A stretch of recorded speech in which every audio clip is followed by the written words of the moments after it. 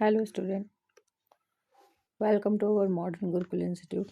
आज की इस क्लास में हम स्टार्ट करेंगे class 10 chapter number first real number.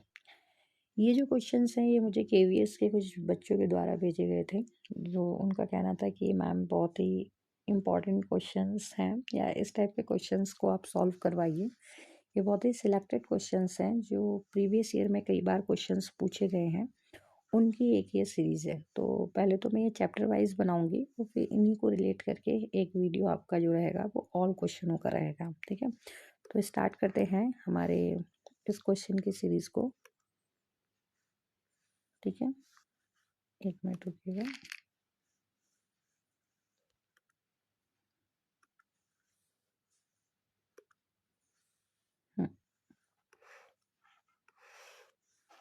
देखिएगा, पहला क्वेश्चन क्या है हमारा। फर्स्ट क्वेश्चन ये है, द नंबर 385 कैन बी यहाँ पे expressed as the product of prime factor. मतलब कि ये पूछा गया है क्वेश्चंस के अंदर कि यहाँ पर ये सीबीएसई 2021-22 में पूछा गया था कि इसमें से इसका कौन सा प्राइम फैक्टर है।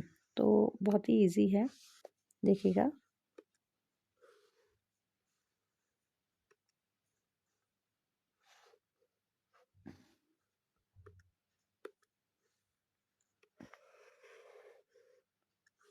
चलिए,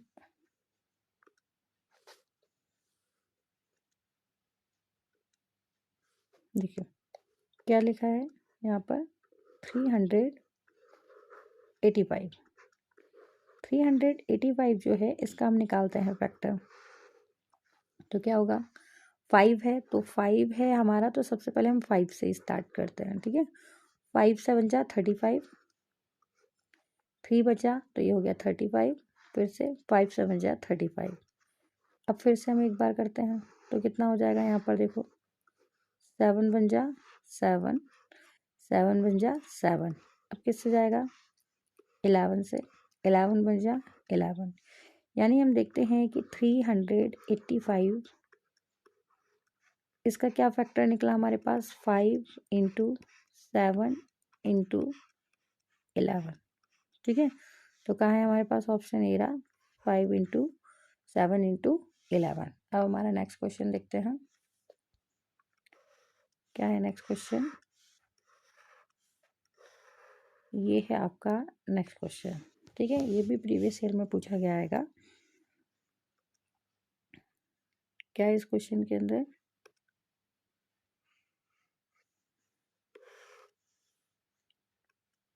एक मिनट,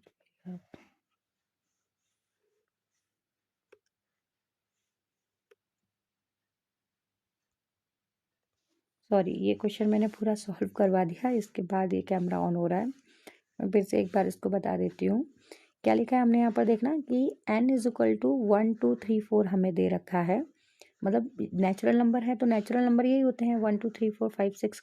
ठीक है, अब यहाँ पर हम n की जगह वैल्यू को पुट करते हैं तो 6 की पावर 1 यानी कि 6, 6 की पावर 2 यानी 6 इंटू 6 36, 6 की पावर 3 तो 6 का 6 में इंटू करेंगे तो 216। देखो सभी के एंड में यहाँ पर कितना आ रहा है, 6 6 आ रहा है, पर कहीं पे भी लास्ट में जीरो नहीं आ रहा है। अच्छा, जीरो क्यों नहीं आ रहा है लास्ट में, क्योंकि जीरो आने के लिए क्या कंपलसरी होता है कि वो किसका फैक्टर होना चाहिए, 2 और 5 का होना चाहिए। क्योंकि जब हम 2 का 5 में इंटू करते हैं तो 2 5 जा 10 होता है, और जब तक वो पीछे किसी का भी फैक्टर में 2 और 5 नहीं होगा, मतलब 2 और 5 नहीं होगा, तब तक वो 10 का फैक्टर हो ही नहीं सकता। तो इसलिए यहाँ पे क्या लिखा है, 6 इज नॉट फैक्टर 2 एंड 5, तो दैट्स वाई 6 की power n can never and with zero. इसीलिए 6 की पावर n कभी भी जीरो के एंड के हिसाब से चेंज नहीं हो सकती है। ठीक है, तो बस इतना रीज़न है इसका। ठीक है, क्योंकि ये किसके फैक्टर नहीं है, 2 और 5 के फैक्टर नहीं है, इसलिए वो 10 से कभी भी उसके पीछे में जीरो नहीं आ सकता है, ये ध्यान रखना। और इसी की जगह एक और क्वेश्चन पूछा जाता है 4 टू दी पावर n का भी है, आपके एग्जाम में पूछा जाता है कई बार। तो उसमें भी देखना कि 4 किसके फैक्टर है, 2 इंटू 2 का है। तो यहाँ पे 2 तो है पर 5 नहीं है, और जबकि जीरो लाने के लिए 2 भी होना ज़रूरी है और 5 भी होना ज़रूरी है, मतलब 2 और 5 दोनों होना चाहिए। केवल 2 हो तब भी एंड 0 पे नहीं होगा, केवल 5 हो तब भी एंड 0 पे नहीं होगा। इस चीज़ का ध्यान रखना है, ठीक है। तो उसके बिना वो होना पॉसिबल ही नहीं है किसी भी कंडीशन में, ठीक है। अब देखते हैं हमारा इसका नेक्स्ट क्वेश्चन जो है, ये रहा आपका नेक्स्ट क्वेश्चन, ठीक है। क्या लिखा है इस क्वेश्चन में, explain why 2 × 3 × 5 + 5 and 5 × 7 × 11 + 7 × 5 are composite number. अच्छा, पहले तो ये पता होना चाहिए कि कंपोजिट नंबर होता क्या है। कंपोजिट नंबर ऐसे नंबरों को कहा जाता है जो कि किसी और की टेबल में आते हों या किसी और की टेबल से डिवाइसेबल हों या फिर जिसके एक से ज़्यादा फैक्टर हों, उनको हम क्या कहते हैं, कंपोजिट नंबर कहते हैं। तो अगर हम ये प्रूफ कर दें कि ये देखिए एक साथ दो क्वेश्चन हैं, एक ये और एक आपका ये, तो आपको इन्हें कंपोजिट यहाँ पर प्रूफ करना है। तो कंपोजिट प्रूफ करने के लिए हम क्या करने वाले हैं, एक minute रुकिएगा।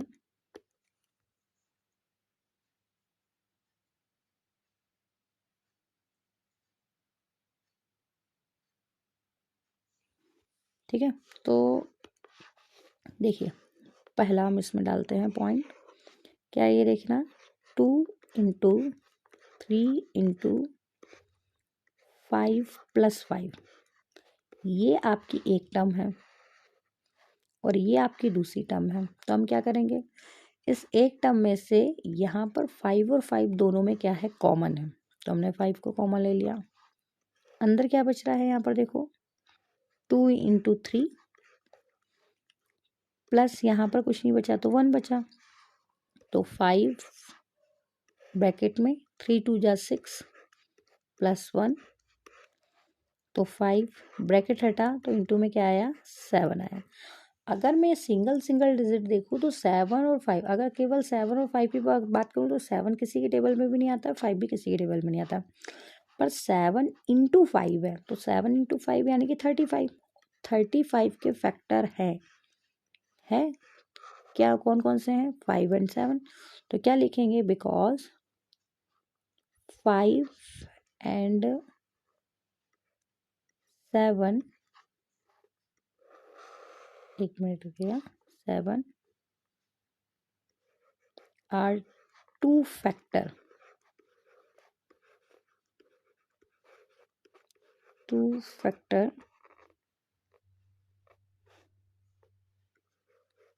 of number 35, that's why this is a composite number, ठीक है, नंबर। सेम कंडीशन इस वाले में भी लगेगी आपकी, क्या है देखो 5 × 7 × 11, ये प्लस का सिंबल है आपका, 7 × 5, देखो यहाँ पर दो आपकी कंडीशंस हैं, एक ये और एक ये। अब देखते हैं हम इसमें क्या कॉमन है, 5 × 7, इसे बाहर कर देते हैं, अंदर क्या बचा 11 प्लस 1, 7 × 5 = 35 इंटू ये कितना है आपका 12। इनको इंटू करने की ज़रूरत ही नहीं है क्योंकि आप जानते हैं 35 और 12 इनके अलग अलग फैक्टर हैं। अगर हम इस नंबर की बात करें तो 7 भी इसका फैक्टर है, 5 भी इसका फैक्टर है, 2 भी इसका फैक्टर है, 3 भी इसका फैक्टर, मतलब इन नंबर्स के इतने सारे फैक्टर हैं। और जब किसी भी नंबर के एक से ज़्यादा फैक्टर होते हैं तो वो कैसे नंबर होते हैं, कंपोजिट नंबर होते हैं, ठीक है, ध्यान रखना। नेक्स्ट क्वेश्चन देखते हैं हमारा,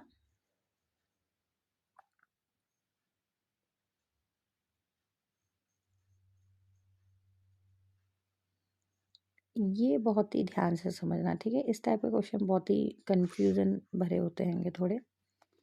क्या लिखा है, late a and b positive integer such that a is equal to p to the power 3 and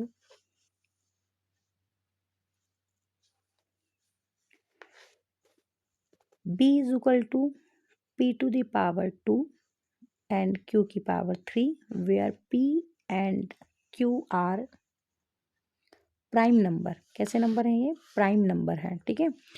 तो HCF इनका दे रखा है, LCM आपको दे रखा है, देन आपसे पूछा क्या है यहाँ पर M+N इंटू में R+S। ये वैल्यू आपसे यहाँ पर इज इक्वल टू करके इन्होंने क्या कर दी है, क्वेश्चन मार्क में कर दिया है, ठीक है। तो यहाँ पर हम देखते हैं, सबसे पहले A इज इक्वल टू आपको दे रखा है P⁻3 Q⁻4। B is equal to क्या दे रखा है, P² और Q⁻3। P और Q प्राइम नंबर है, ठीक है। प्राइम नंबर में क्या है हमें नहीं पता है, और हमें इतना पता है कि भाई HCF जो है किसका, A और B का जो HCF है वो आपका क्या है, P⁻M और Q⁻N है। और LCM इज इक्वल टू क्या है, LCM is equal to P⁻R और Q⁻S है।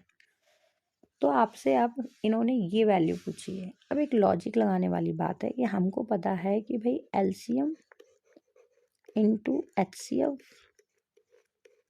Is equal to product of two number होता है, यही होता है, प्रोडक्ट ऑफ टू नंबर।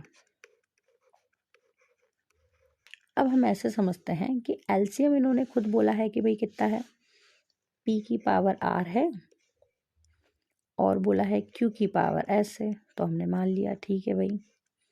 फिर उन्होंने बोला है कि HCF जो है वो P⁻M है और Q⁻N है, ठीक है। उन्होंने बोला प्रोडक्ट ऑफ टू नंबर, तो टू नंबर हमारे पास कौन है, A और B तो है, देखो A B ये दो ही नंबर है, तो हमने लिख दिया भाई A इंटू B है, ठीक है। आगे बढ़ते हैं, हमें पता है कि इंटू करने पे पावर सम होती है, तो इस अकॉर्डिंग P⁻R+M हो गई, ये R और ये M, और ऐसी Q की पावर भी क्या हो गई यहाँ पर S+N हो गई, ठीक है। आगे बढ़ते हैं, अब हम A की वैल्यू कितनी है हमारे पास, P⁻3 और Q⁻4, फिर इंटू, फिर B की वैल्यू क्या है, P⁻2 और Q⁻3, ठीक है। आगे बढ़ते हैं, अब हम देखो P की पावर R+M और Q की पावर S+N,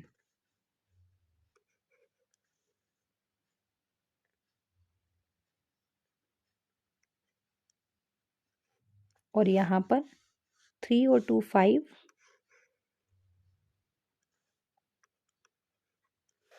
और यहाँ पर 3 और 4 कितना हो जाएगा, 3 और 4 7।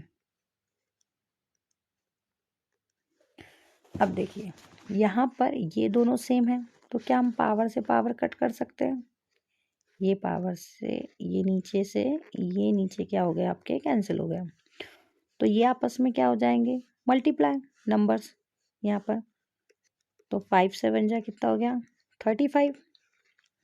यहाँ पे अब वैल्यू क्या हो जाएगी आपकी M+N, और यहाँ पर ये R+S, ये वैल्यू कितनी आ गई हमारी 35 आ गई, ठीक है। अब हमारा नेक्स्ट क्वेश्चन देखते हैं, क्या लिखा है, देखिए 3 bells ring at an interval of 4 7 and 14 minutes. All the 3 bells यहाँ पे range at 6 AM when the 3 bells will ring together next. तो अब दोबारा वो कब, मतलब कि बेल जो होंगी वो मतलब कि बजेंगी एक साथ, मतलब कि 3 बेल एक साथ मतलब जो है कितने इंटरवल पे बजती हैं वो उन्होंने बता दिया है, और एक बार वो 6 बजे मतलब 6 बजे यहाँ पर क्या करती हैं, सुबह के 6 बजे बेल करती हैं। तो अब एक साथ कब बेल करेंगी? ऐसे क्वेश्चंस में आप इनका एलसीएम निकालेंगे सबसे पहले। तो यानी कि 6, 4, 7 और 14 का एलसीएम अगर मैं लेती हूँ, क्या आता है? 2 2 जा 4, 7, 2 7 जा 14, फिर आएगा 2 1 जा 2 और यहाँ पर 7 दोनों में, और कितना आ गया ये? 7 1 जा 7। तो एलसीएम कितना आया इसका? 2 इंटू 2 इंटू 7, यानी कि 2 2 जा 4 और 4 7 जा 28। तो अब 28 सॉरी है ना, 28। अब एक बात बताइए मुझे, ये आ गया इसका एलसीएम आ गया। अब एलसीएम आने के बाद आप क्या करेंगे? ये मतलब 28 आवर्स के बाद ये एक साथ रिंग करेंगी। अभी 6 बज रहे हैं, 6 AM।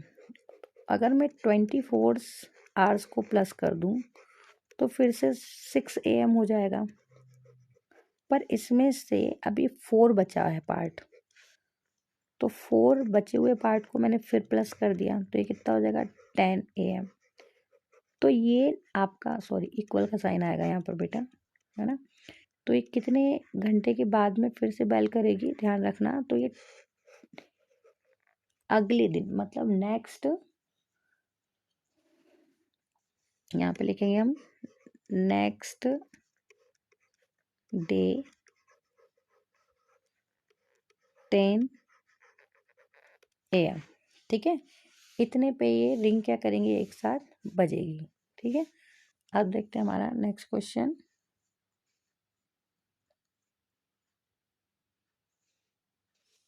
क्या लिखा है? Find the large possible positive integer that divisible by इतना, ठीक है।